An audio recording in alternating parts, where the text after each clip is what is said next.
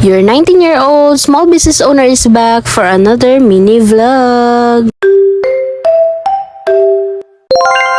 Grabe, sobrang saya talaga ng puso ko ng araw na to dahil sobrang napakarami talaga naming customer. Kahit nga ho, sobrang lakas ng ulan, grabe, panay pa rin talaga ang pagpunta ng mga tao. Kung makikita nyo nga ho sa mga video na i-upload ko ngayon, grabe puro milk tea yung mga order nila. Paano ba naman kasi sobrang napaka-affordable lang talaga ng mga pagkain na binibenta namin dito. Kagaya nga ho nitong milk tea na binibenta ko, nasabi ko na nga sa nakaraang vlog ko na 25 pesos lang ho yung benta ko dito. Marami nga ho nagtatanong bakit 25 pesos lang ho, hindi ho ba daw ako nalulugi? So far, hindi naman ho ako nalugi dahil yung ice naman na ginagamit ko, ako mismo yung gumagawa. Kaya nga ho, nag-invest kami sa malaking freezer para nga ho marami kaming ice na mai-produce. Sabi ko nga ho sa nakaraang vlog ko, sobrang gamit na gamit ho talaga namin yung ice dito. Dahil bukod nga sa may milk tea kami, meron din ho kaming lemonade na binibenta. At kung makikita nyo nga ho, nako, napakakanti na lang talaga ng cups na natira dahil nga inubos na ho talaga ng mga customer ko. Hindi ko na nga ho mabilang kung nakailang refill na ako dito sa mga fries dahil nga simula umaga hanggang hapon hanggang sa gabi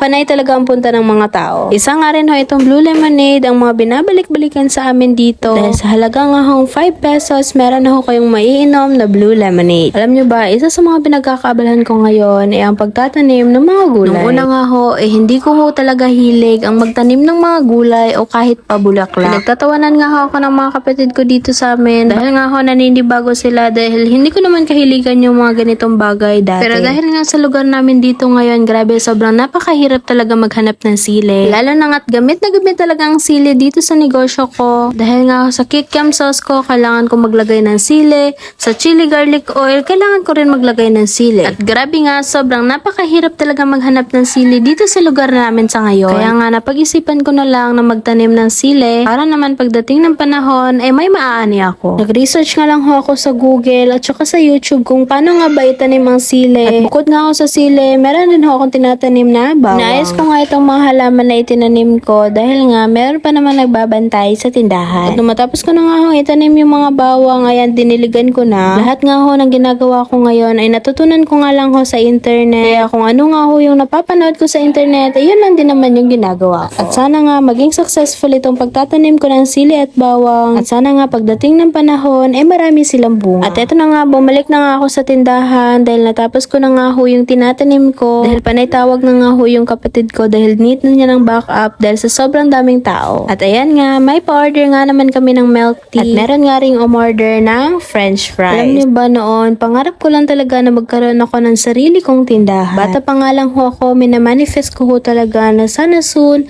meron ako sariling tindahan. Alam niyo ba, sa edad ho na 14 years old, natuto na ho akong kumita ng pera. Nung 14 years old pa nga lang ho ako, alam niyo ho ba yung sa Shopee? Binibenta ko nga ho yung mga products sa Shopee via pre-order. Lahat nga ng mga item na nagugustuhan ko sa Shopee ay pinopost ko nga ho sa Facebook. At alam niyo po ba, wala po talaga akong ka-cellphone nung mga panahon na yon. Pumupunta nga lang ho ako sa computer shop para dun ho ako mag-Facebook at dun ko ho ini-screenshot yung mga product at dun ko rin pinopost. At sa edad ko nga ho na 14 years old, nakakahawak na ho ako ng pera, sariling pera ko ho talaga. At minsan nga rin ho, kung wala ho akong pa-order o may extra ho ako dun sa karinderya ng lola namin, at yung sinasahod ko nga noon ay 100 pesos. Sobrang simple lang naman ang trabaho ko doon, hinuhugasan ko lang yung mga pinggan. Tapos nga ho, yung time in ko doon ay 6 a.m. at uuwi naman po ako ng 2 p.m. Bata pa nga lang ho ako, natuto na ho talaga akong kumita ng pera. Hanggang sa ngayon na naging 19 years old na ho ako, todo kayod talaga. Minsan nga ho, tinatanong ako ng mga tao dito sa amin, bakit todo kayod ka, sa murang edad mo,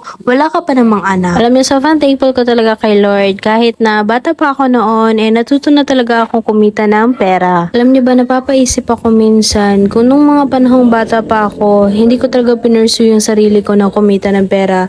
Paano kami ngayon? Paano kami ngayon ng mga kapatid ko? Doon nga sa mga unang vlog ko, nasabi ko na sa inyo kung bakit nagtatrabaho ako, nag-stop ako sa pag-aaral dahil nga broken family kami. At ako na nga lang ho yung nagpapaaral sa mga kapatid ko dahil wala na po yung mama at yung papa namin. Pero kahit nga ho wala na ho sila, God is good talaga dahil hindi ho talaga kami pinababayaan ng ama. Dahil kahit nga ho dumating sa buhay namin yung mga pagsubok, nakakasurvive pa rin po kami. Buti na nga lang, meron kaming store na ganito para naman may pagkukuhanan kami ng mga needs namin. Minsan nga ho, nananalangin ako sa itaas, sinasabi ko na okay lang kahit na hindi ako yumaman. Basta ho makapagtapos yung mga kapatid ko, tapos yung income ko per day sasakto sa mga bills na kailangan kong bayaran. Alam niyo ba nung bata ako, sobrang pangarap ko talaga maging mayaman. Diyos ko, gusto ko maging mayaman, magkaroon ako ng maraming kotse, maraming alahas, pero yung pangarap ko na yun nagbago talaga nung dumating ako sa ganitong point. Minsan nasasabi ko na lang na okay na hindi ako yumaman, importante nakakain ako na 3 beses isang araw. Yung mga bills na kailangan kong bayaran mababayaran ko, tapos yung mga kapatid ko mapagtapos ko sa pag-aaral. Minsan nga dumadating na nga ako sa punto ng buhay ko na napapagod na rin ako kasi